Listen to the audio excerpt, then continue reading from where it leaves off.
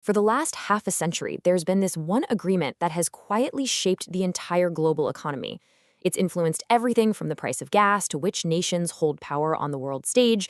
And now, the analysis we're diving into today suggests that agreement is starting to crumble. So let's break down what that means and what could possibly come next. Okay, so what is this system? At its heart, the petrodollar system created this brilliant self-reinforcing cycle. Think about it. Nations need oil, right? And to buy that oil, they absolutely had to have US dollars. This created a constant global demand for the dollar, which propped up its value and let the US borrow money super cheaply. Then, the oil-producing countries would take all those dollar profits and, you guessed it, invest them right back into US assets. It was this perfect, virtuous loop that cemented the dollar as the world's undisputed go-to currency. But that loop is breaking. And this is a really key point from the analysis we're looking at. The author, Stephen W. Pierce, puts it perfectly. He says what we're witnessing isn't some chaotic protest against the dollar. No, it's a planned migration away from it. It's deliberate, it's strategic, and it involves countries all over the world working together to build a new financial system that for the first time in a long time doesn't revolve around the United States. So the big question is, how did we get here? Well, this wasn't just one thing. The analysis we're exploring today identifies what it calls a perfect storm. Basically, a convergence of 5 huge global forces that are all hitting at once and systematically taking this system apart. And what's so powerful here is how all these forces feed off each other. It's not just one thing, it's the combination. You've got new political alliances like BRICS Plus who are actively building ways to trade without using the dollar. At the very same time, you have new tech, like digital currencies and blockchain, that actually makes that non-dollar trade possible. Then you throw in the global shift to green energy, which kind of makes oil less central to everything. Plus, the US has been using financial sanctions as a weapon, which basically gives every other country a really good reason to find an escape hatch. And, the foundation for all of this? A growing lack of trust in America's own financial management. It's a massive, massive geoeconomic turning point. Okay, so as this whole system unravels, what are the stakes? I mean, why should we care?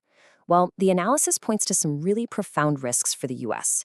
This isn't just some abstract problem for Wall Street bankers. No, this has the potential to reshape the American economy from the ground up. And this is where it gets real. Let's look at the consequences. Fiscal constraint sounds boring, but what it really means is that it gets more expensive for the US government to borrow money. And when that happens, well, that could mean higher interest rates for all of us, on our car loans, on our mortgages. Then there's rising living costs. That one's pretty simple.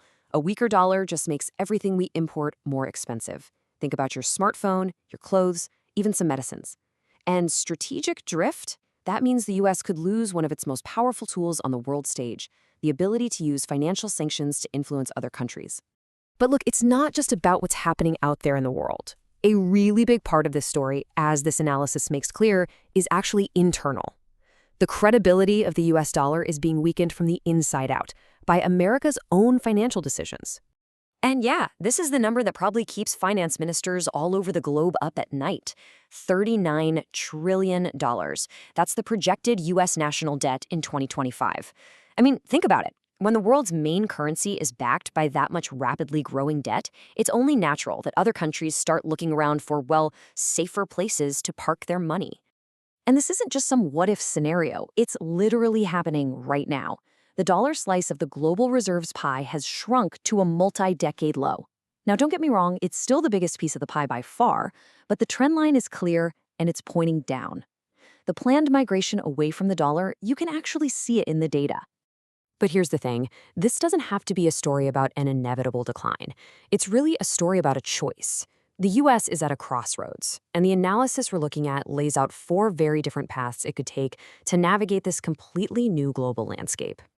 All right, scenario 1 is all about meeting innovation with more innovation. The idea is instead of trying to defend the old paper-based system, the US could get ahead of the curve and lead the charge by creating its own central bank digital currency, a CBDC.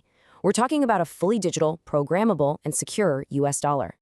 Now, the potential upside here is huge, right?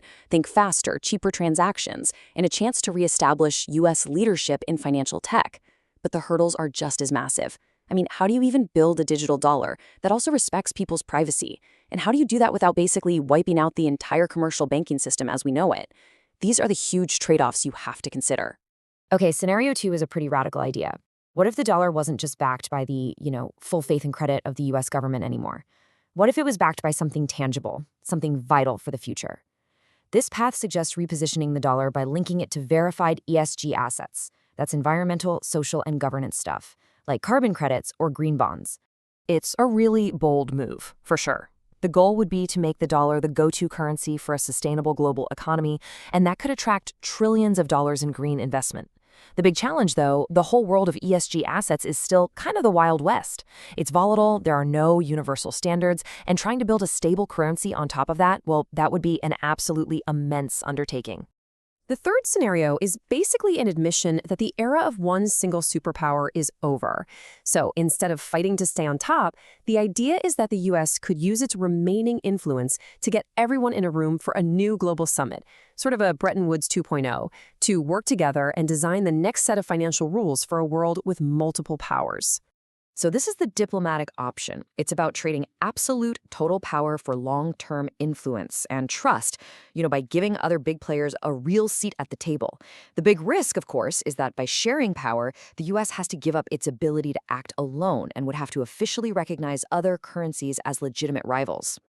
And that brings us to the final path. If all that cooperation stuff fails, the other option is to just turn inward. This scenario is called Fortress America. It's all about strategic retreat, focusing on being economically self-sufficient, bringing key industries back home, and basically protecting a closed-off dollar zone with only your closest allies. You can see the appeal, right? It's about security, it's about control, but the analysis warns that this path would come at a staggering cost.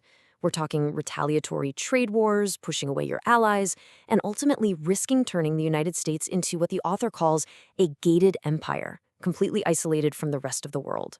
So, okay, no matter which path the US ends up taking, this global shift is already creating a new set of winners and losers. The big question is, who's best positioned to actually thrive in this emerging post-dollar world?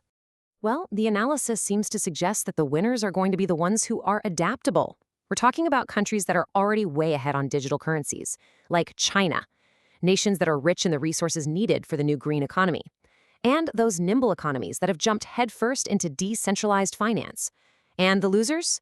Well, they're the ones who are unprepared, the fragile states that rely on US dollar aid, and any nation that's trapped under a mountain of dollar-denominated debt. Ultimately, the whole analysis lands on this one powerful idea. This isn't about the end of American influence, not at all, but it is the end of America being able to run its economy on autopilot, just coasting on the special privileges it's had for the last 50 years. The time for coasting is over. Strategic, deliberate choices have to be made, and they have to be made now. And that really leaves us with this final provocative thought. In the 21st century, maybe true power doesn't come from just being the strongest anymore. Maybe it comes from being the most adaptive. The countries, the economies, the entire civilizations that can reinvent themselves for this new era, well, they're the ones who are going to define whatever comes next. This deep dive was based on the analysis If the Petrodollar Ends, What Comes Next? By Stephen W. Pierce. Thanks so much for joining me.